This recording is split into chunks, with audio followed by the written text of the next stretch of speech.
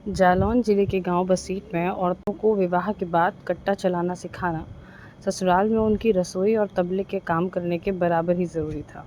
हर घर में दुनाला शान की चीज़ न होकर उस देहरी के ताले के समान थी जो घर की सुरक्षा करता था। जहाँ के मर्द अपने सिरहाने बंदूक को कभी खाली रखकर नहीं सोते थे। गांव के घरों की हालत वैसी ही थी जैसी होती है। लकड़ी के दरवाजे से अंदर खुलता आंगन जिस पर छत नहीं होती, वहीं से ऊपर जाते हुए जीने जिन पर कोई दरवाज़ा बंद नहीं होता, पीछे लगा हुआ तबेला जिसकी ऊंचाई बस 7 फीट थी। ऐसा भी नहीं कि पुलिस चौकी में हत्याओं या लड़ाई झगड़ों के मुद्दे दस्तक देते रहते हों, कि दुनाला घर की कमज़ोर दीवारों से झलकती बची हुई गरीबी की सुरक्षा करता था। डाकुओं से यह सुरक्षा का इंतज़ाम भले उस चुड़ैल से बचने के लिए लगाए गए घर के बाहर हाथों के छाप जैसे हों, लेकिन मन को संतुष्ट करने के लिए काफ़ी थे। डाकुओं का गुट जब भी किसी घर का घेराव करता तो पूरा गांव दिवाली मनाता, हर घर गोलियों के पटाखे चलते। आज सरकारी स्कूल के सामने रहते विशंभर के लड़के का विवाह है। रिश्तेदारों में सभी की बहुओं, बेटियों और बच्चों की चहल पहल खूब रौनक भर रही है। विशंभर की ससुराल से भाभियाँ आई हैं। निकासी की रस्म के लिए सभी स्त्रियां द्वारे पर खड़ी हैं। यही तो सीमा है इनकी। इससे आगे तो पुरुषों को ही बहू लेके आना है। सुनीता का 4 साल का बेटा बारात में जाने की ज़िद करता है। तू भी बहुत छोटा है रे, तुझे वहाँ कौन संभालेगा। बालक मन पर माँ की बातों का असर हर ज़िद से बढ़कर होता है। समझ गया और रात सोकर गुजारने के लिए तैयार हो गया। गांव से बारात जाने के बाद घर की थकी औरतों में जैसे ही शांति हुई, कुछ अनवरत रोशनियों ने उस अधखुले घर में दस्तक देना शुरू किया। सुनीता का ध्यान उस रोशनी पर गया। भागती हुई वह उन 4 रसोइयों के पास गई जो सबको पेट भर खिलाने के बाद आज ही संतुष्ट भरी नींद की गहराई में चले गए थे। उठो उठो, डकैत आ गए।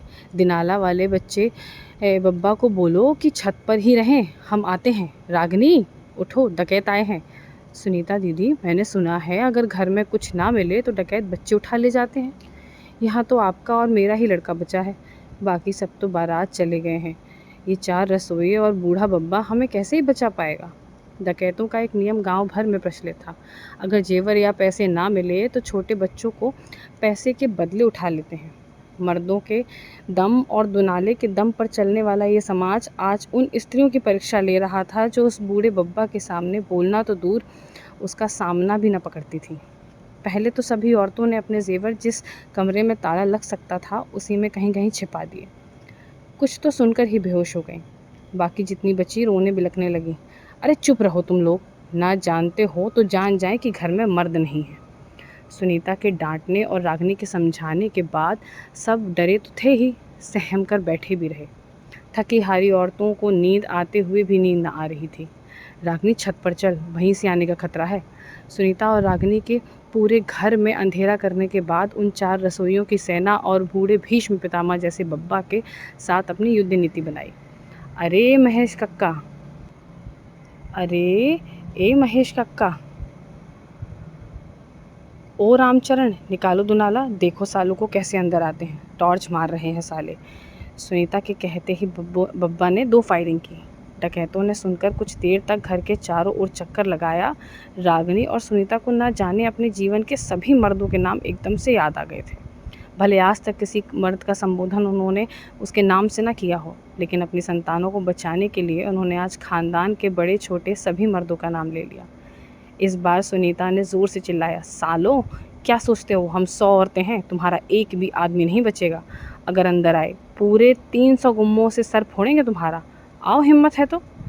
अब जब पड़ताल करने के लिए डकैत पास के नीम के पेड़ पर चढ़कर देखने लगे, फिर रसोइये ने उसी दिशा में 2 फायरिंग की। जहाँ जहाँ तक फायरिंग की आवाज़ पहुँची वहाँ से हवा में दिवाली सा उत्सव मनने लगा।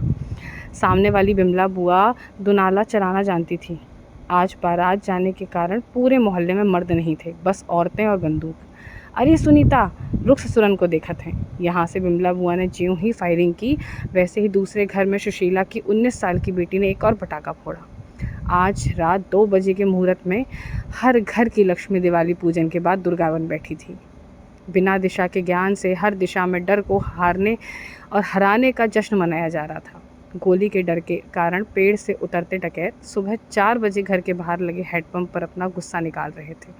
रही कसर एक गाय को पीट कर निकाल दी। अरे चले जाओ चक्को, नहीं तो धर लिए जाओगे। सुबह 4 बजे की आखिरी चेतावनी मिलने के बाद वे चले गए। कुछ देर बाद ही घर के मर्दों का आना शुरू हो गया, जो अपने साथ ही पड़ोस में गांव में पूरी शादी वाला घर लूटने की खबर लेकर आए थे। तब जान पड़ा कि ये वही डकैत थे जिन्हें यहाँ से कुछ ना मिला। औरतों से पराजय की कामना मर्दों को कम होती है, इसका आक्रोश उन्हें कहीं तो दिखाना ही था।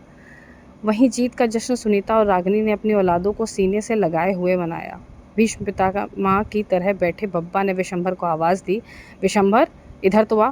जो बता वह बहू रात में खूब चिल्ला रही थी, कौन की बहू है? दादा अगर चिल्ला रही हती तो सुनीता भाभी हुई हैं। विशंभर को लगा ही था आवाज़ तो उन्हीं की बुलंद है, न बुला दे। अब भीष्म पितामह को उस वीर से मिलने की इच्छा थी जिसने सफल सेना का कमान संभाला था। बेटा आज तुमने जो घर नहीं पूरा मोहल्ला ही बचा लो। अगर उन्हें मालूम हो तो कि जहाँ मोहल्ला में मर्द नहीं है, जाने कितन के घर लुटते। खुश रहो, भगवान तुम जैसी बहू सबको देवे।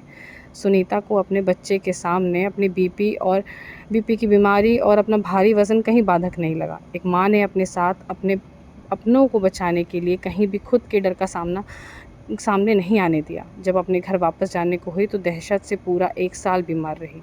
यहाँ वह कमज़ोर नहीं पड़ी। स्त्री का ममता के लिए डर संघर्ष करने के बाद भी दहशत पैदा कर देता है। उस संघर्ष में जो वह सफल हुई थी, लेकिन अपनी बंधी बंधाई ज़िंदगी में जब उसके लिए सब अलग था, उसने अपने डर को ही हथियार बनाया। औरतों को किसी युद्ध की तैयारी नहीं करनी होती है, उनका प्रेम ही उन्हें परिवार की 4 दीवारों को बनाने और उनकी रक्षा करने की ताकत देता है।